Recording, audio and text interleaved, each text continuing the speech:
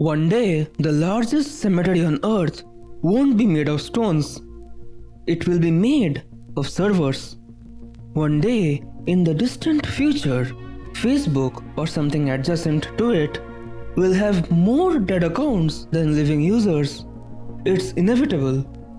Because of a singular truth, that accounts outlive users, that servers remember what people forget. And that's the thing, that the feed never really dies, even if you do. But before we talk about digital ghosts, it's worth remembering what death looks like in the physical world. The Wadi as-Salam is the world's largest cemetery. Roughly 1500 acres of death, 5 square kilometers of clay, mud and bones. A reminder that even death has weight, that it takes up space, that it has mass, it displaces air. Preservation isn't just some abstract act of love, it's physical, it's logistical, it's finite. But saying that, especially about a site as sacred as this, feels blasphemous, unthinkable. But why? Why do we preserve anything? We preserve to study, to learn, to remember, and most importantly, to mourn. We preserve so the people we love aren't truly gone. But even that has a shelf life. Because everything, absolutely everything, eventually crumbles. Maybe the Wadi as-Salam will never be purged, but other places already are. In cities with no room, where land is more valuable than memory, where developers weigh grief against market rates. That's the conundrum, the problem. How far do we go to preserve? How many do we keep? How much space, physical or otherwise, can we justify in the name of memory? And who decides what's worth saving? The internet feels endless, doesn't it?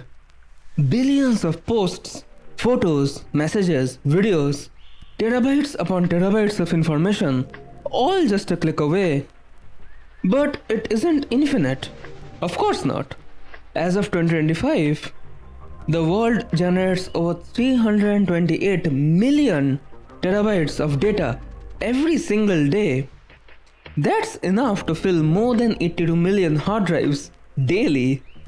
By this year's end, that number will cross 181 zettabytes, which is 1 billion terabytes multiplied 181 times. All of that, all of this has to go somewhere. And it does.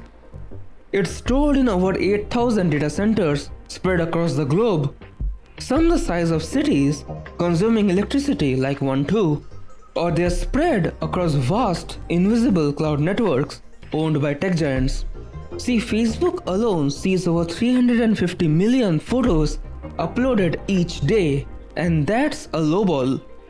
YouTube gets over 720,000 hours of new video. More than 300 billion emails are sent every day. And all of that, every message, every snap, every status update, every retweet, is stored partially or entirely, archived, preserved. Not because it's sacred, but because servers are built to remember. They say nothing on the internet truly dies, and in a way they are right. Because even when we disappear, our data doesn't, not yet. And that's the dilemma, because it's a decision we will ultimately need to make. Maybe not one today, maybe not one tomorrow, or in this decade, but surely in the future. The decision to preserve, to expand and expand and expand until all we see are just computerized tombs, until our memory, our legacy becomes more than us, or to simply delete 64 million, roughly. That's how many Facebook accounts belong to the dead. Millions dead, yet their accounts remain.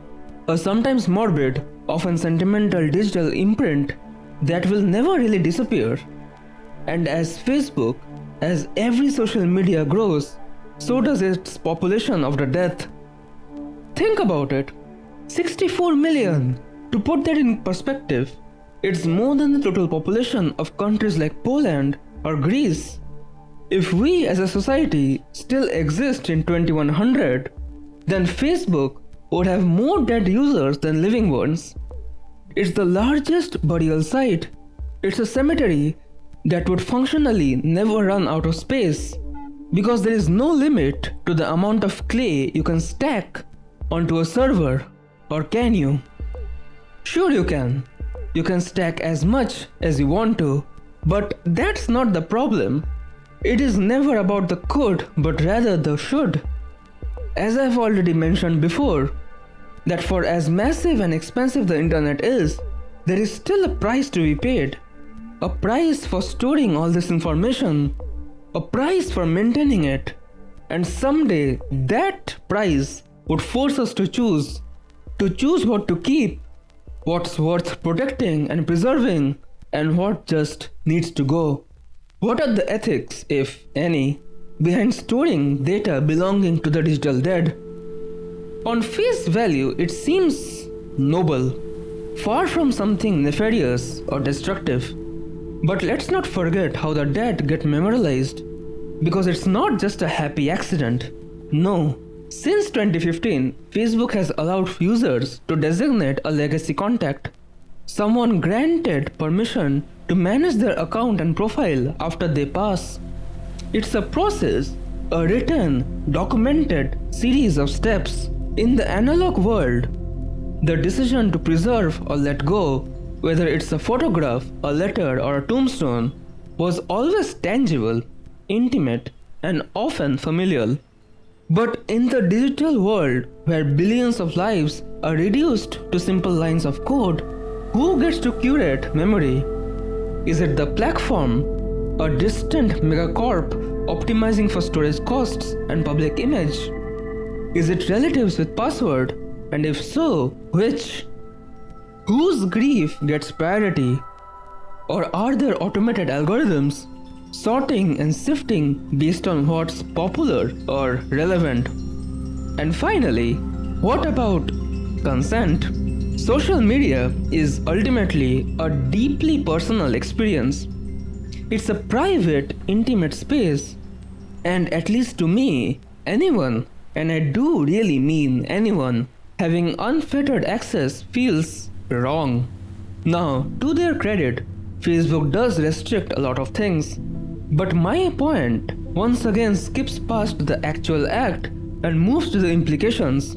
Implications like how much control do we have and how much control should we have over our online personas?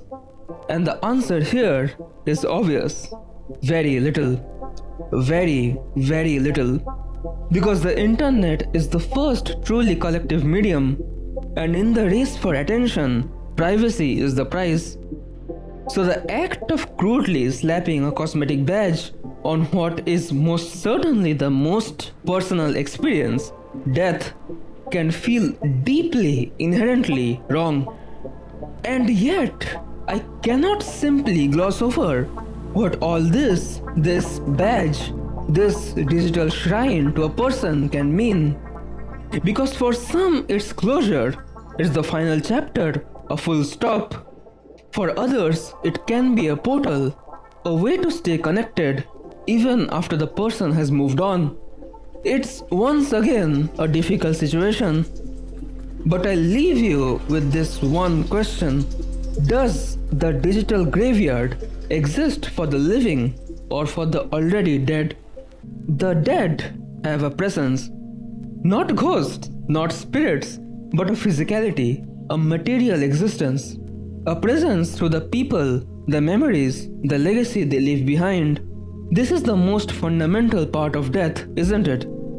But what happens when that presence isn't rooted in place? No gravestone, just a login screen and a cached page. A cemetery without stone. There is this strange uncanniness in being able to reach out and touch, even if digitally, a person who is no longer there. And this is the power, the horror of digital memory. Because unlike real cemeteries, these don't fall quiet with time. They persist, they're artificially immortal, kept alive not by love, but by electricity. Until one day, someone decides to turn the lights off. Because eventually, someone is going to run the numbers. Someone will weigh the terabytes of digital grief against the cost of keeping them. And like so many forgotten graveyards swallowed by cities, these digital shrines too will vanish. No tombstones, no headcounts, no one to mourn the deletion, just empty, a blank page, just silence. Because when that day comes, will anyone even notice who we lost? If you found this thought-provoking, please consider subscribing or sharing. Thank you for watching.